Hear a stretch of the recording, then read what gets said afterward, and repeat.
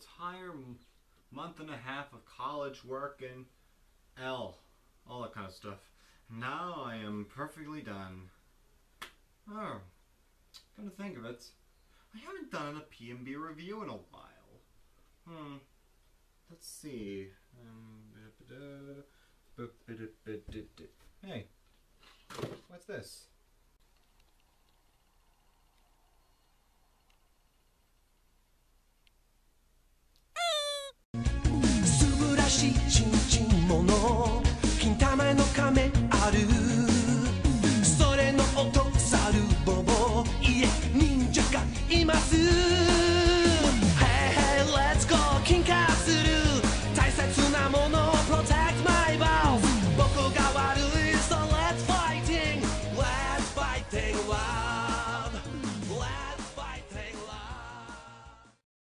Back when I was still in elementary school, whenever I told people I was into Godzilla, most of the female teachers would always mention the movie Mothra. At first, I thought they were talking about Godzilla vs. Mothra, or even Rebirth of Mothra. But then I discovered there was actually a Mothra movie made even before the ones I just mentioned. With that said, let's us review Mothra. The story starts off with sailors being shipwrecked on an island that was apparently exposed to radioactivity. Thankfully, they are soon rescued. Back in Japan, the authorities are baffled on how they survived. The sailors soon explain that the natives of the island gave them juices that make them immune to the radioactivity. Then an expedition team goes to the island to investigate, including a camera-shy scientist named Chujo, a comedic reporter named Hakuda, and an evil capitalist named Nelson. On the island, they discover a lush forest untouched by the radiation. Apparently, there were fungus that gave off juices that makes the natives immune to the radioactivity from the island. When Chujo is attacked by a carnivorous plant, he is saved by two small girls. They tell the expedition team to leave the island alone, and they do just that. But Nelson goes on a second expedition to capture the girls and bring them back to civilization. Like King Kong, the girls were forced to perform in show business, but unaware to Nelson, the songs that they were singing was actually summoning their deity, Mothra. So it's up to Chujo, Fukuda, and a female reporter named Michi to convince Nelson to let the girls go before Mothra destroys Japan. On the surface, the story sounds pretty weird. In fact, it is weird. But like most great fantasy films, it's presented rather well. Let's talk about the characters.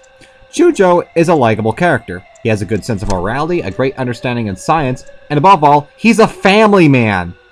That's something you don't see him too often in a kaiju movie. Michi is a typical 1960s female character that is just there to be pretty, I guess.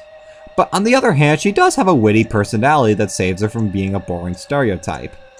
Nelson, when you really analyze it, he's a pretty cliche villain. He's just a stubborn and greedy jerk who just wants money. But what really makes him engaging is how the actor portrays him.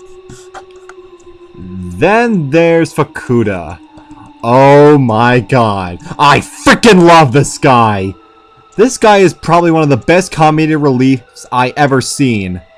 One of my favorite scenes is when Fukuda fights off Nelson's henchmen.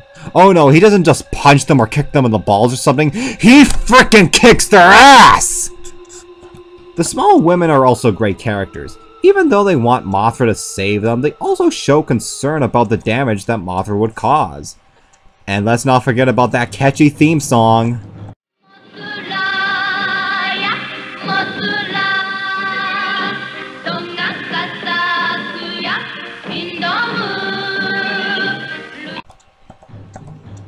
The special effects are also great. It's Eiji Tsuburaya, and this is some of his best work.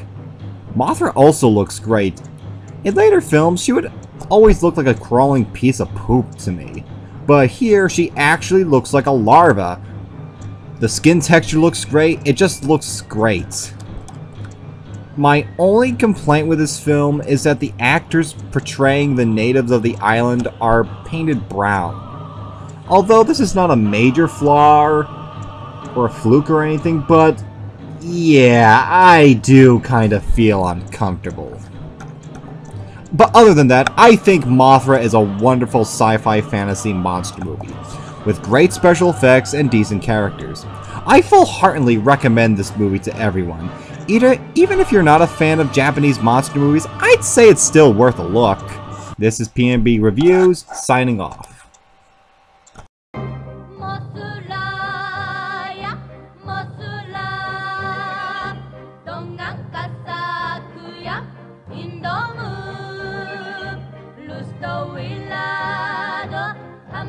hamba muyang tanda panguradan tunjukkanlah kesaktian.